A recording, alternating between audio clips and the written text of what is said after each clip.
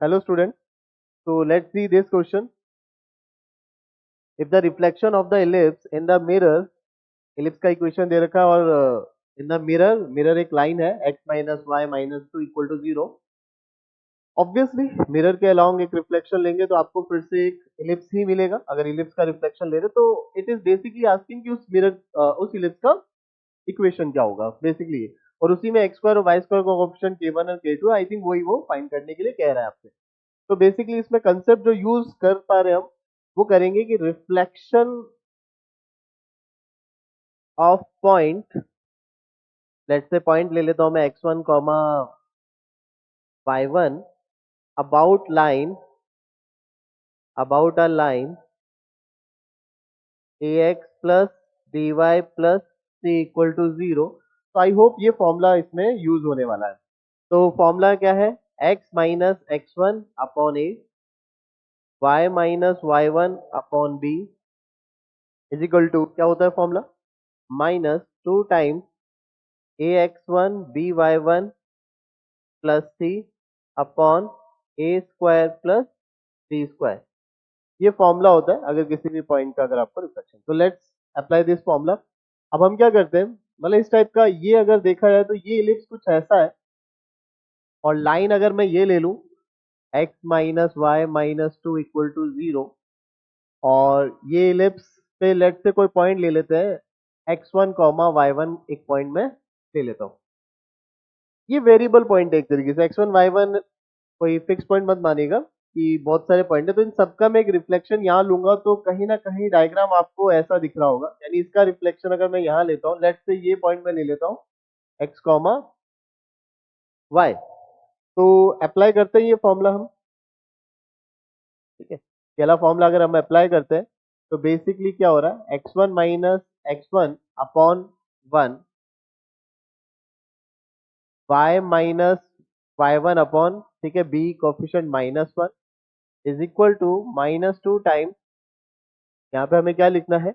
यही पुट कर देंगे x1 minus y one minus two upon x square का कोफिशिएंट एंड वाई स्क्वायर का coefficient one plus one, one square plus one square basically which is two. तो ये cancel out होके लिख लेंगे. नाउ तो यहां से मैं क्या, x1 का वैल्यू या x का वैल्यू किसी भी एक का, या इधर से जो x माइनस एक्स वन है वो अगर आप ध्यान से देखो कितना आ रहा है बच्चे? ये 2 है, ये 2 इसको कैंसिल आउट कर देगा तो यहाँ पे इसको कैंसिल आउट कर देते हैं. ठीक है, ये 2 इस 2 को क्या, ये माइनस एक्स वन हो जाएगा माइनस एक्स वन प्लस का वाई वन एंड प्लस का आई थिंक 2. तो यहाँ से आई थिंक ये भी कैंसिल आउट हो जाएगा. तो यहाँ से आपके पास x का वो वैल्यू, या मैं यहाँ से y1 का वैल्यू लिख सकता हूँ x माइनस टू. ठीक है, नाउ सिमिलरली मुझे ये भी निकालना है. तो y माइनस वाई वन को ध्यान से देखो बच्चों, ये 2 से 2 तो कैंसिल आउट, ये माइनस माइनस होके क्या हो जाएगा? प्लस हो जाएगा. प्लस हो जाएगा तो अब यहाँ पे क्या लिखेंगे? x1 minus y one minus two. यहाँ पे कौन कैंसिल आउट हो रहा है? यहाँ पे I think minus y one cancel out हो रहा है. तो यहाँ से x1 की वैल्यू मैं लिखना चाहूंगा. तो व्हाट इज x1? अगर x1 को अगर आप ध्यान से देखें y प्लस टू लिख दिया, ये लिख रहे हैं हम y plus to, right. Now x1 y1 तो इसको सेटिस्फाई कर रहा होगा. x1 y1 तो इसको सेटिस्फाई कर रहा होगा. इधर मैं लिख सकता हूँ x1 minus four upon sixteen whole square y1 minus three upon nine equal to one. इसको अगर मैं इक्वेशन वन बोल दूं तो यहां से मैं ये कह सकता हूं, now put x1 and y1 की जो वैल्यू हमने यहां निकाली into equation one.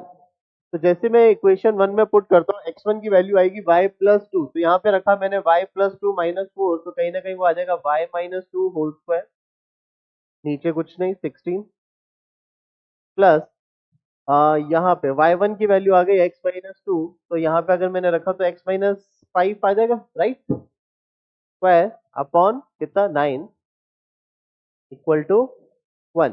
So I think this is the required equation. This will be the required equation of N ellipse, required equation of ellipse, यही तो रिक्वायर्ड इक्वेशन हो गई। तो बस अगर देखा जाए तो मुझे एक्स स्क्वायर और वाई स्क्वायर कोफिशिएंट ही तो चाहिए। तो बाय एनालिसिस, यहां से अगर मैं बाय एनालिसिस सिर्फ एक्स स्क्वायर और वाई स्क्वायर कोफिशिएंट ढूंढने की बात करूं तो k1 किसके बराबर आना चाहिए? तो अगर आप देखो एक्स स्क्वायर तो यहाँ पे होगा, सही है बच्चों, और कहीं से तो एक्स स्क्वायर नहीं आ रहा, और ये 16 यहाँ पे जाके मल्टीप्लाई होएगा, तो आई थिंक यहाँ पे k1 16 आएगा, और k2 को अगर इसी तरीके से देखा जाए वाई स्क्वायर का कोफिशिएंट विच इज 9, तो यानी ये बात फिक्स है कि k1 16 होगा और k2 9 होगा। तो यहाँ पे अगर हम पुट कर देते हैं k1 plus k2 which is 25/5, the answer will be 5। ठीक है, तो ये क्वेश्चन डन हो।